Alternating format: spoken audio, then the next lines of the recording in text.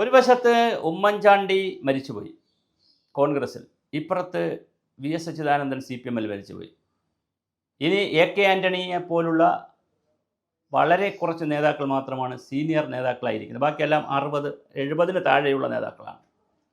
60-70 കിടക്കുന്ന നേതാക്കളാണ്. പിന്നെ താഴോട്ടുള്ള നേതാക്കളാണ്. ആദർശത്തിൻ്റെയും കാരുണ്യത്തിൻ്റെയും കരുതലിൻ്റെയും രാഷ്ട്രീയം തീർന്നു പോയോ എന്നൊരു ചോദ്യം ഉണ്ട്. പുതിയ രാഷ്ട്രീയം എന്ന് പറയുന്നത് റിയാലിറ്റിയുടേതല്ല, റീൽസിൻ്റേതാണ്.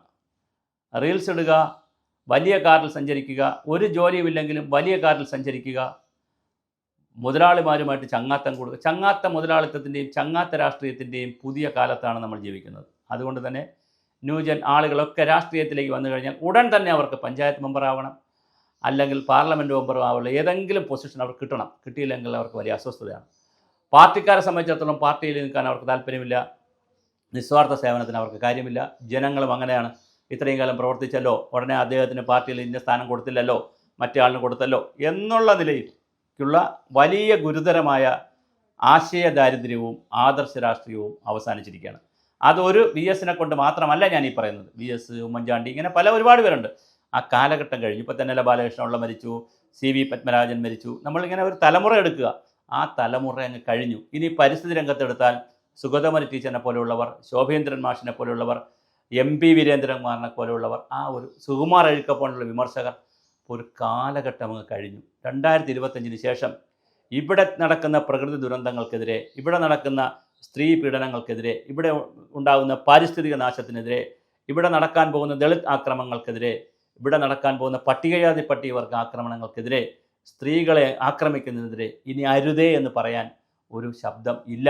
കാരണം എല്ലായിടത്തും ഇനി ഒപ്പീരിൻ്റെയും ഒത്തുപിടിക്കലിൻ്റെയും ഒപ്പിക്കലിൻ്റെയും ഒത്തുചേരലിൻ്റെയും ഒത്തുതീർപ്പിൻ്റെയും രാഷ്ട്രീയത്തിലേക്കാണ് ഇപ്പോൾ വളർന്നുകൊണ്ടിരിക്കുന്നത്.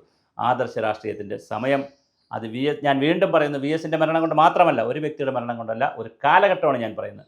കഴിഞ്ഞൊരു 8-10 വർഷം എടുത്തു കഴിഞ്ഞാൽ, അതായത് 2000-ന് ശേഷം 10-25 വർഷം, 25 വർഷം പറയാൻ പറ്റില്ല, 2015-ന് ശേഷമൊക്കെ ഒരു വർഷം എടുത്തു കഴിഞ്ഞാൽ, ഒരു ദശകം എടുത്തു കഴിഞ്ഞാൽ നന്നായി സീനിയറായിട്ടുള്ള ആളുകളെല്ലാം പോവുകയാണ്. അപ്പോൾ കാലം മാറി.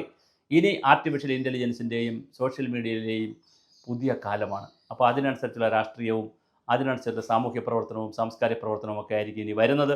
വികസനം എന്ന് പറയുന്നത് വേറൊരു തലത്തിലേക്ക് മാറിക്കഴിഞ്ഞു. IT-യുടെയും ആർട്ടിഫിഷ്യൽ ഇൻ്റലിജൻസിൻ്റെയും വലിയ റോഡിൻ്റെയും വലിയ ഇൻഫ്രാസ്ട്രക്ചറിൻ്റെയും വൻകിട കെട്ടിടങ്ങളുടെയും വലിയ റോഡുകളുടെയും വലിപ്പത്തിൻ്റെ ഭാഗത്തിലേക്ക് മാറിക്കഴിഞ്ഞു. അതുകൊണ്ട് തന്നെ പരമ്പരാഗത വ്യവസായങ്ങൾക്കിനി എത്ര കാലം, പരമ്പരാഗത കൃഷിരീതികളിന് എത്ര കാലം, അതുപോലെ തന്നെ ഓരോ വിഷയങ്ങളെടുത്താൽ നമുക്കിനി എത്രയാണ് നമ്മുടെ ആയുസ്സുള്ളത് നമുക്കറിയില്ല. എന്തായാലും കേരളവും മാറി. അതുപോലെ തന്നെ സാമൂഹ്യ സംഘടനകൾ, സാംസ്കാരിക സംഘടനകൾ എല്ലായിടത്തും വലിയ സാമൂഹ്യ മാറ്റം സംഭവിച്ചുകൊണ്ടിരിക്കുന്നു. തലമുറകളുടെ മാറ്റം തന്നെയാണ് സംഭവിച്ചിരിക്കുന്നത്. അപ്പോൾ ഇനി വരുന്ന തലമുറകൾ എങ്ങനെയാണ് മണ്ണിനെയും വെള്ളത്തെയും പരിസ്ഥിതിയെയും സ്ത്രീയെയും പെണ്ണിനെയും ഒക്കെ കൈകാര്യം ചെയ്ത് മനസ്സിലാക്കി കൊണ്ടുപോകുന്നതെന്ന് നമുക്കറിയില്ല.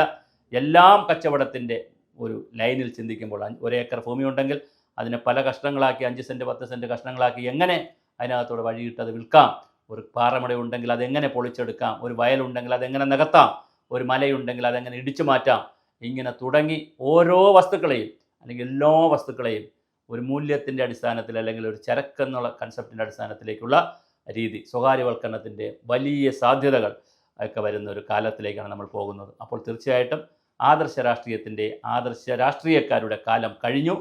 ഇനി വരാനിരിക്കുന്നത് പുതിയ കോർപ്പറേറ്റ് രാഷ്ട്രീയമാണ്. അതിൽ എന്തൊക്കെയാണ് നന്മതിന്മകൾ വരുന്നതെന്ന് നമുക്ക് കാത്തിരുന്ന് കാണണം. എന്തായാലും രാഷ്ട്രീയക്കാർ ന്യൂജൻ രാഷ്ട്രീയത്തിൻ്റെ പുതിയ കാലമാണ് വരാനിരിക്കുന്നത്.